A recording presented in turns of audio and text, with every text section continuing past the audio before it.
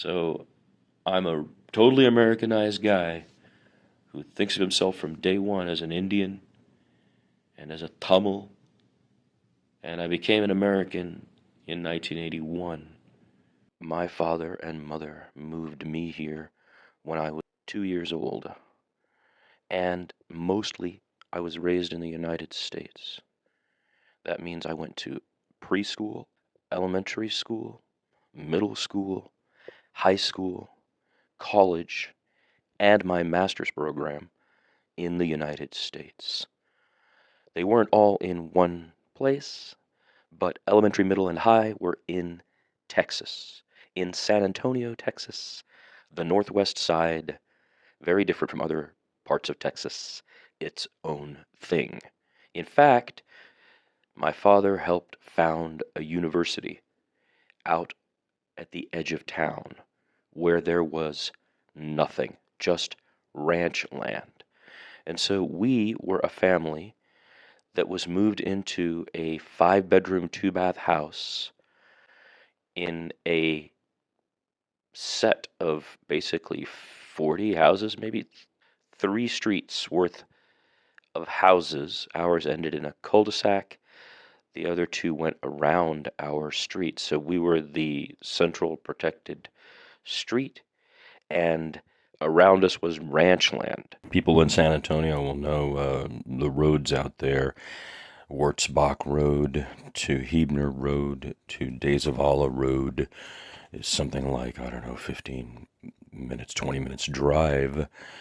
But there was nothing on Hebner, nothing on Days of Allah. The nearest place to go shopping was, 25 minutes away.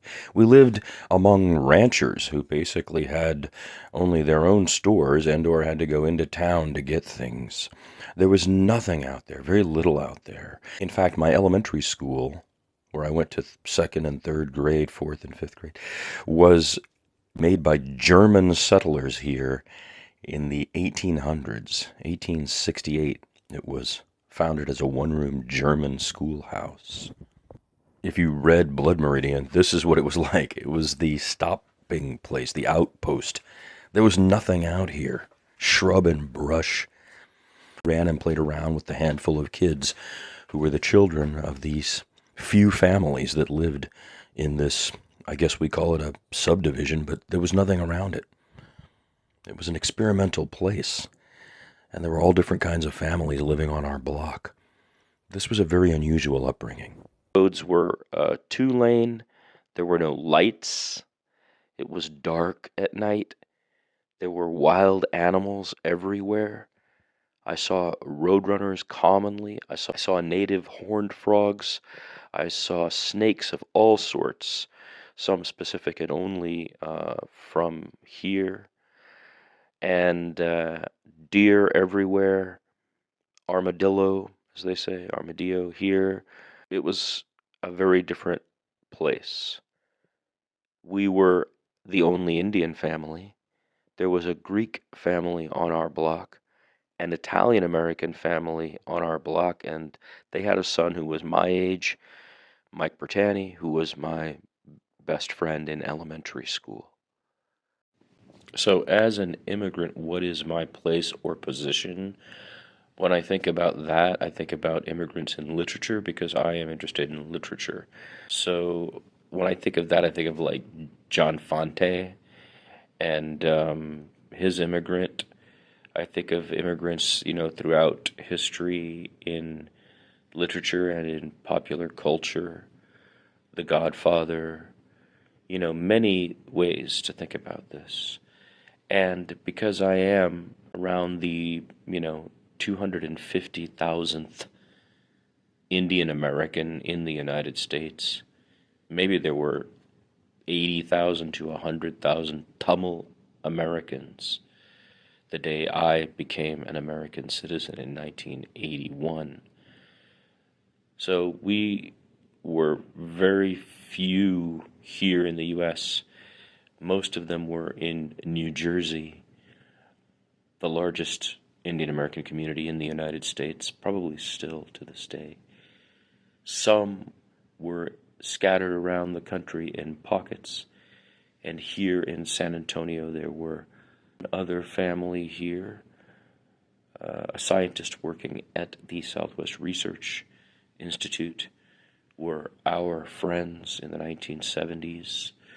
Other than them, there was no one. And then, very quickly, over my youth, dozens of families from India, Pakistan, South Asia, and etc. moved into this area. And now, of course, hundreds of families. And there are 4.4 million Indian Americans, and we make up about, 1.5% of the population. So we are a new immigrant group, and I am a member of that immigrant group at a very young age, the age of a baby, you could say a toddler, really. And I was educated only in public state schools, okay? State elementary schools, state middle school, state high school, and I went to a state college. I'm just trying to explain who I am as an immigrant in the United States, you know. If you had grown up as an Indian American in New Jersey, you had a lot of Indians around you. If you grew up in maybe other places, 5 or 6 families might have been together in one area. I was one of those Indians who came here as a baby, and there were no other Indians anywhere around me.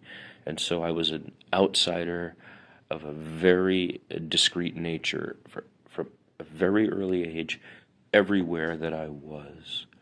I was very lucky, and my parents were very smart, intelligent, caring people who created a good environment for me to learn in. So my learning was rapid. And even at a very young age, I was able to talk with Americans very simply, quickly, and like an American. And then come home and behave the way I was, the person I was. And the person I was at home was a Tamil person. It's time to establish that I was basically a Tamil immigrant to the United States of America. And everything I did after my graduate program is as a Tamil American, and the 41 years I have been an American has been a collective action of my expression as one of the first Tamil Americans in the United States, okay? Now there are some Tamil Americans who are quite famous, I guess you could say, right? I mean, well, the Vice President, Kamala Harris, is to some degree South Asian. The culture grows here in the United States, and I guess I am a part of it, but I am apart from it. I don't work with any temple or any group. I'm not close with my family or any other family. I have been isolated by my chosen activities, which have been not in the sciences, but in the arts and in literature and in philosophy and in travel. And so as a result, I have isolated myself. But I maintain my connection through personal study and practice of Buddhism and Tamil culture to the extent that I can.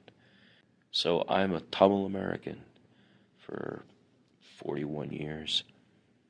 And I'm a world traveler who goes around the world as a traveler, not as a tourist. I try to live places for long periods of time. I have done that around the world, but I've also done that within the United States. I lived in Austin, Texas for 5 years. I lived in Los Angeles, California for 4 years. I've lived in the Bay Area off and on for 12 to 15 years. I lived in New York City for 4.5 years. I've traveled through 40 of the 50 states, and I have recorded through my writings and through... I didn't use photography until very recently when the tech became so easy, the last 15 years or so, but I've written about, thought about, photographed, and videographed the United States for 45 years.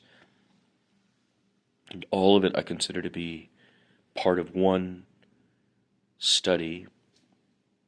I call it My Observations on the Occidental Quadrosphere, which I have been thinking about as a title for at least probably going back to the 90s. So I have been conducting what I consider my, observation of the Occidental quadrisphere. That's what I think of your society, this Northwestern society, Europe and USA culture that I've been deeply invested in. It is not mine. I have only been observing it. And we are deeply divided culturally. And it is very hard to synthesize an existence here as an Indian. I think it's even harder as a Tamil person if you really want to stay true to being Tamil. And my father did it to an extreme amount. He was a sannyasin, and he achieved an ashram, and he lived the life to the end of his days. And as his son, I observed and cared for him and watched him and listened to him to the end of his days in the United States. That I can say is true. The U.S. afforded us a space where we could be at least at home, capable of practicing our religion and expressing our philosophy. And that is what I'm picking up the thread of and continuing to do in the residence that I own in the United States. Maintaining my concept of spirituality and my culture while living within what the U.S. continues to evolve into being, and being one of the newer immigrants here. I believe my role is education, just like that of my parents, but I'm taking a different approach.